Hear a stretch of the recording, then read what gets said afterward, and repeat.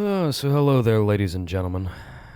I'm back again with another video, and in the last one, well, honestly, I haven't even had it uploaded yet, so I'm probably going to have this one uploaded before that next one because, you know how it is whenever you record an Assassin's Creed game, especially one of those older games too, like the difficulty difference between like new games and stuff that was released like 10 years ago was like way out of here. But anyway, in that video, I mentioned that I potentially wanted to play Cyberpunk 2077 for this channel. And, yeah, I just wanted to basically talk about that because CD Projekt Red is not doing good right now. And, I see all these videos, everybody giving their 2 cents and their 3 cents, and their brothers and sisters 4 and 5 cents, and their cousin and uncles and aunts fucking 6 and 7 cents. So I'm going to give my little opinion on the whole situation that's going on with them. Now, I'm not taking up for anybody, but I'm going to call it how I see it. CD Projekt Red should have never put out that initial trailer back in 2012. Or whenever the fucking game was announced. I forget it now, it's been so long ago. 2011, 2012, what have you. They put the initial trailer out for that before I think even Witcher 3 was even dropped. And we all know how Witcher 3 was when it was dropped. It was like full of bugs and all fucked up and everything else. But CD Projekt Red redeemed themselves with that, putting out future patches and adding cut content back into the game and then putting out new DLC and stuff like that. And now the game's actually pretty fucking good. It's functionable, playable, and people enjoy it. And honestly, I think even after give or take 5-6 years that the game has been out now, people are still buying it.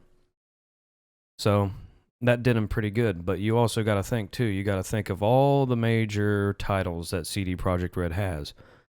The Witcher series being the most prevalent of all of them. And of course you have all the other stuff, the free shit and all that. But they're not really making money off of that. So one thing that I am going to bring up before I talk about the cons and all that stuff, I want to bring the pros into this whole entire thing. CD Projekt Red, I mean, give or take, they are pretty much one of the biggest gaming companies in Eastern Europe. Probably one of the biggest, if not the only gaming company in Poland, in which, the Polish government is now talking about legal action against CD Projekt Red for some unbeknown fucking reason. I guess they want to, get their fingers wet with cash, so to speak. But I see a lot of people comparing Cyberpunk 2077 with Grand Theft Auto 5, and these games are like years apart, okay? And Rockstar definitely has their faults with shit, and honestly, I think Rockstar is a lot more scummy than CD Projekt Red. Rockstar well-knowingly just goes out and just says, fuck the gamers, fuck the customers. We know we're going to have our fan base still anyway because you all just fanboy over our shit, so it doesn't matter what we put out. We could take a literal piece of dog shit, spray paint it with some literal gold paint, and you would buy it. Rockstar has that mentality. And it's true, the fans go wild over whatever fucking horse shit that they just puke out onto the market.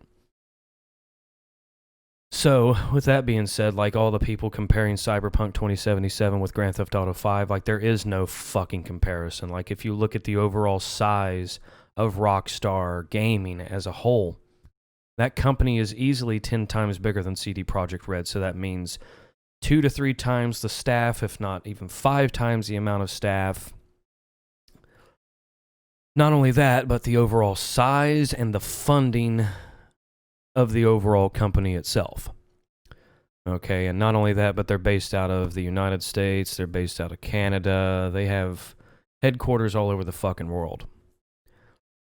CD Projekt Red, as far as I know, does not. Okay, and they are only based out of Poland.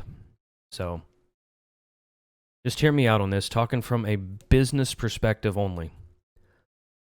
When you factor in a multi-platinum AAA, multi-award-winning game title such as the Witcher series, Witcher 1, Witcher 2, and 3, plus the DLC and all that stuff for both 2 and 3. I don't believe the first one had that because when the first one was released, I don't believe that DLC was even a fucking thing in anybody's minds.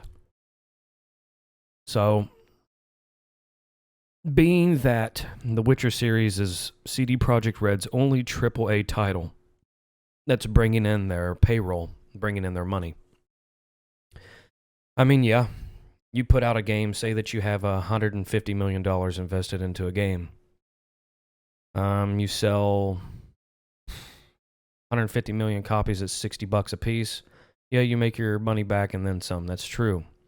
But you also got to factor in payroll. If you had 120 people working on a project, you got to pay each and every single one of those people roughly $100,000 to $150,000 salary. Okay, that doesn't include the software to develop the game, all the hardware and equipment. Equipment malfunctions all the time, so you have to constantly repair that. So to say that, it's probably going to sound like I'm taking up for the higher-ups and all this stuff and corporate interests and all that bullshit. No, but it's those people at the top who make the decisions that put money in the pocket of these people who make the fucking product for the company to sell, to bring in profit for that company, to redistribute the wealth, to pay the workers to do their fucking job. Okay? Now, that's the thing. It's all about in the work ethic. Okay, it's like, okay, I'm going to get a job at McDonald's. It's like, oh yeah, McDonald's is like a $100 billion, corporate franchise all across the United States, all across basically the earth, like across every fucking continent in multiple countries all across the globe. But like if you have that mentality going in, like even if it's like a cashier or a fucking just one of the people in the back flipping burgers, or even the manager, you work for a place to make them money, so in turn, it makes you money. Okay?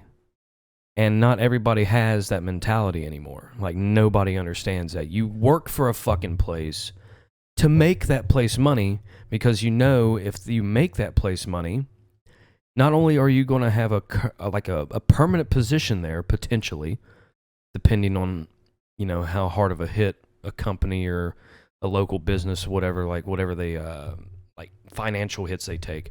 But that if you work hard enough and you make this place money, that in turn is going to get you a permanent position there. You're going to have job security, and you're also going to have financial stability because you make them money, and in turn it makes you money. You give with one hand and you take with the other. So, with that being said, the financial decisions that CD Projekt Red made were probably not the best. But given their situation and the way that they hyped it, I believe that they had piss poor promotion. They should have never announced Cyberpunk when they did. Like 8 years ago, 9 years ago, what have you. Because whenever you make promises of a game like that, it takes easily 10 years to produce. I mean, that's just all there is to it. Like, if you look at the initial gameplay, the demos and everything of the game, it's completely night and day difference between, like what we got as a whole from the December 10th release of Cyberpunk 2077. So, I think CD Projekt Red made two major decisions that completely fucked them. The first one being early promotion. Promising all these things and promoting an idea and a concept before they initially had any idea of what they were going to do to put this act into fruition, to put it into motion. And the second one they made was backwards compatibility between last-gen consoles. Okay, you put out, you give a video game idea in, say, 2011, 2012, whenever the initial trailer dropped. That hardware is going to adapt, evolve, upgrade, become 10, 20, 30, 40, 50, 100 times better over the course of a decade, which they didn't have a decade to work on this game. They had about 8 years, give or take. They should have taken 10 years. Honestly, this game should have been put out in, let's say, around the time that it was released last year, but this year. So December 10th of this year, 2021. Or even like early February, early March of 2022 is when they should have released it. But they fucked themselves by overhyping the game, and they fucked themselves by catering to literally last-gen consoles. Like shit that's like 10, 11 years old. They should have not have done that. Because that's personally why I believe they cut a lot of this content. Because if you look at a lot of the previous demos, a PlayStation 4, even a PlayStation 4 Pro and an Xbox One X Pro, Jesus Christ, whatever the fuck, whatever that last gen model was, I could fucking care less, to be honest with you. That's why I don't do console gaming, unless I'm absolutely, like pushed down to bare bones and I absolutely fucking have to. Like, I don't do console gaming at all. That's why I went out and busted my fucking ass to get this damn thing right here. So, you save your money and you spend it the right way, and you don't do it foolishly, you can get a gaming computer like this. And I don't want to fucking hear people say like, oh, we're just with the measly stimulus check that we got, and bullshit. Like, even with the prices of the new gen consoles and stuff like that, if there's one available, I mean, you can wait. I mean, you waited fucking 8 years for a game. What's waiting 6 months for an available console that you pay like $400 or $500 for? I mean, fucking come on. Does it take you 6 months to make $500? If it does, then you honestly have a problem. I know people who work at a fucking Wendy's and they can pay their utility bills, their rent, their car payment, their school payments, and still save money on the side and still have groceries. It's all in how you manage your money. You don't do all this frivolous bullshit fucking spending. Okay? So, just a little financial 101 there on this video. It sounds like I'm getting angry, but I'm not. Far from angry. You'd know it if I was angry. I wouldn't even be sitting down anymore. I'd tilt this fucking camera up and I'd be standing around and shouting and waving my arms and shit. But I'm not taking up for CD Projekt Red. I'm just saying that people need to understand, like, from a financial standpoint, why they rushed it. They had a bunch of angry mob of gamers, kind of like the EA situation over Mass Effect, people literally getting the fucking shit kicked out of them, like outside of their corporate offices. They had that type of situation, and they overhyped the shit out of it. They should not have done it. They should have did their first trailer when they were 3 to 4 years in development of the game. So, Witcher 3 came out in 2014, 2015. They should have done a EA trailer for 2016. That should have been the initial drop of the trailer. They should have not have done it, 3-4 years prior. That was a mistake on their part. They should have just kept this in secret. Even with leaks and stuff like that, you can get on Reddit, browse 4chan and all this stuff. I mean, whether you believe it or not, I mean, it's just all fucking hearsay, like, really, at the end of the day, and that's really what it is. But, I mean, they had an angry mob of gamers. They had people at the top who were looking at the corporate interest of the company and trying to keep payroll and trying not to go bankrupt at the same fucking time while continuously trying to roll this shit out. And then they made the last minute promise, with the initial first delay, to completely just scrap all the cut content. They scrapped a lot of shit. Like, you can pull up all the documents and stuff of all the shit that was scrapped, like, in the initial releases of the game. And honestly, if they would have kept that in there, honestly, I don't know if the newest Xbox and the newest PlayStation could handle it, to be honest. And when you're putting out a AAA platform title,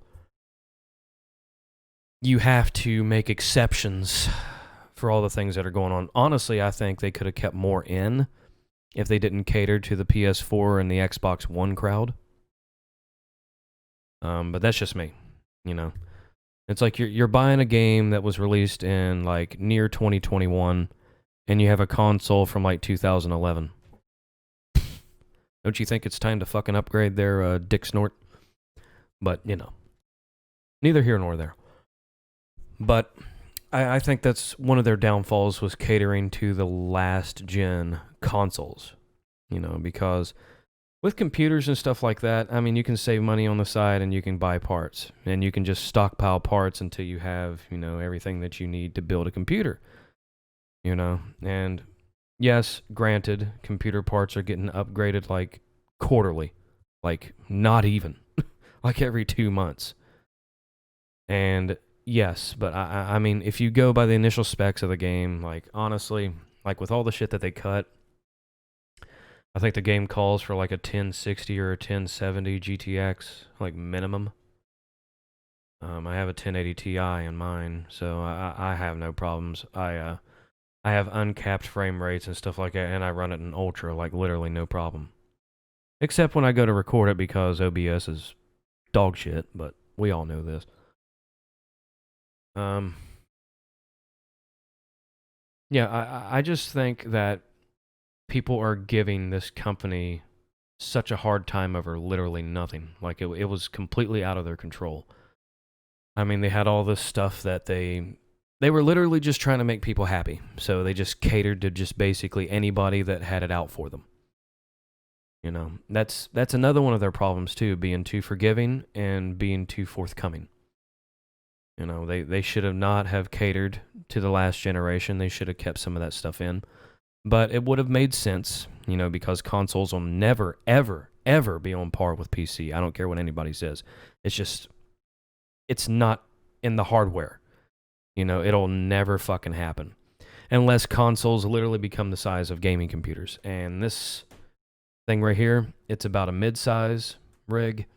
And this thing here weighs a whopping 47 pounds. So imagine carrying home your PlayStation 8 or 9 or 10, your PSX, and, you know, it weighing like 50 pounds to hold all of that extra hardware that it needs to run these games at that capacity. At that point, you're just buying a fucking computer. Let's just be honest. So, I mean, consoles will never be on par with PC. That's just the way it fucking goes. You pay the extra money to get a better experience. That's just the way that it is. And it's not fair to the game developer to make two separate different copies of the game. You know, you have your base copy and then you just quit, and then you port it over to PC, and then you add all the extra stuff that was initially supposed to be involved in the initial project. It doesn't make any sense to make two different editions or two different versions of the same game. You know, where one you get more, with the other you don't. You know, because with that, you need a higher price tag, obviously. Which, I mean, they could do. People would still buy it, but, I mean, it doesn't make any sense. You would want a rounded, you know, a good, even, all-around 100% experience between everything, you know. But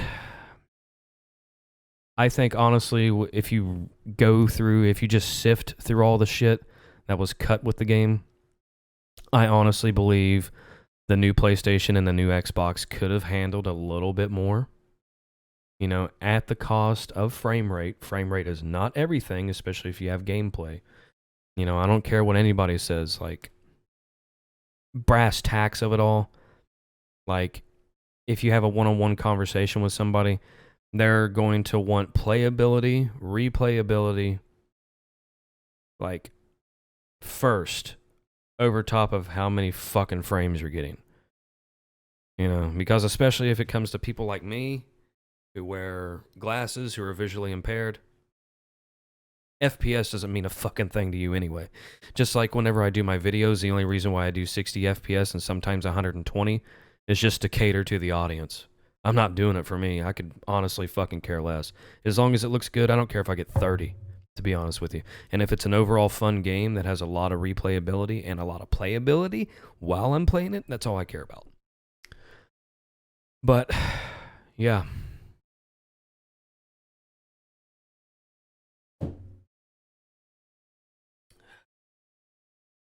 I honestly believe they could have kept a lot more.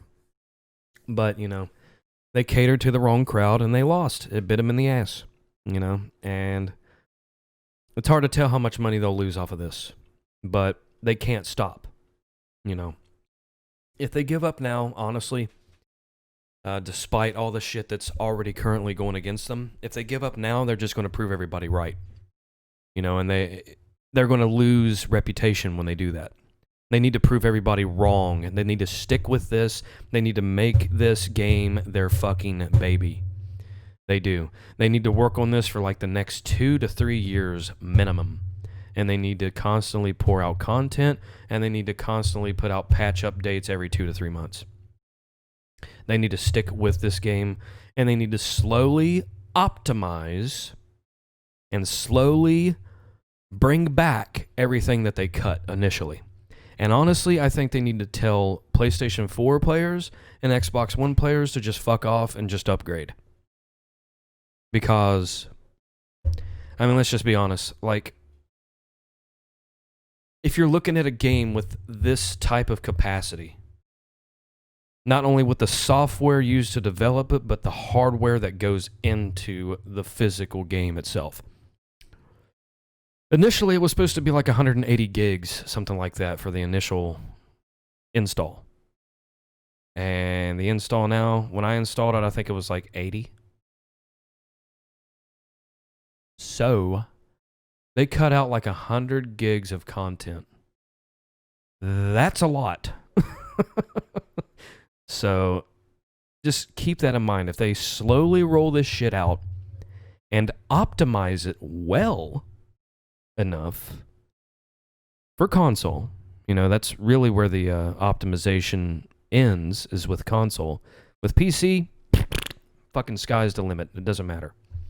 But if they optimize it enough to where it can still be playable on next-gen consoles, this generation of consoles, PlayStation 5 and the Xbox fridge, if they do it within the optimization levels and within the hardware specs of those consoles, I think they have a chance of reviving themselves.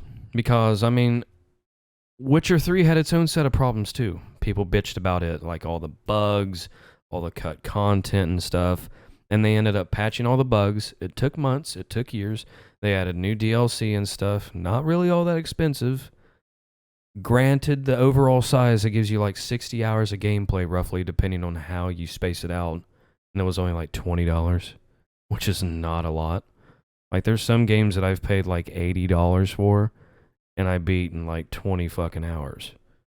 Okay, so if you span that out, like just the overall DLCs that like Witcher 3 had, for example, it was like buying a whole new fucking game. So, they definitely redeemed themselves over Witcher 3, over their initial fuck up with that game. And I believe that they can do it with this. I believe they can do it with Cyberpunk 2077. If you disagree with me, leave it in the comments section down below. If you agree with me, just leave a thumbs up, leave a like on the video, hit that subscribe button with the notification bell turned on, because YouTube's never, ever going to get their shit together. Like, I've had some channels that I've been subscribed to for like literally years, and I just stopped seeing all their stuff. But then I click on the left side, like I go on desktop, I click on the left side there, I hit the drop down arrow to show more on my channel subscriptions, and I just look through all of them. I was like, huh. It's like, is this person still uploading?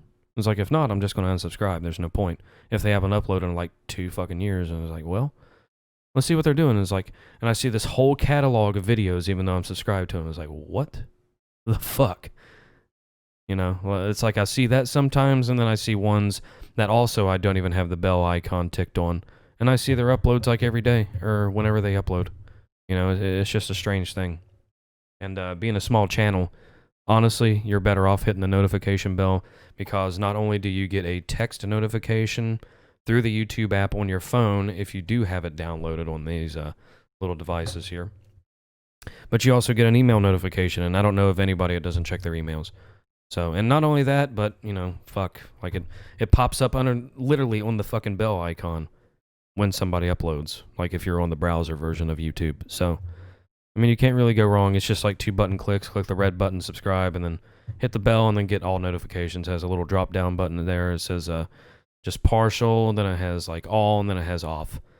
You know, just like the normal one, the best one, and then the one where you're better even just not clicking at all. So, all that being said, ladies and gentlemen, I hope you enjoyed the video, and until the next one, please stay tuned, and peace out.